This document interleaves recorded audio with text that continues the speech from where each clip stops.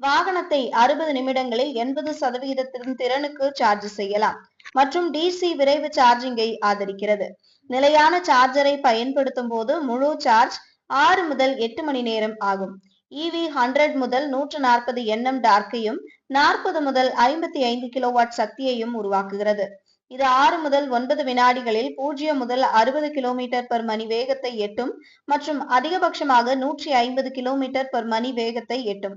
இது வழக்கமான நகர ஓட்டுதலுக்கு ஏற்றதாக இருப்பதோடு மட்டுமல்லாமல் நெடுஞ்சாலையில் திறம்பட செயல்படுவதை இது உறுதி செய்கிறது. நானோ EVயின் உட்புறம் முழுவதுமாக புதுப்பிக்கப்பட்டுள்ளது என்று அறிக்கைகள் தெரிவிக்கின்றன. இது மல்டி ஃபங்க்ஷன் ஸ்டியரிங் வீல், துணி இருக்கைகள் மற்றும் முழுமையாக கணினிமயமாக்கப்பட்ட கன்சோலை கொண்டுள்ளது.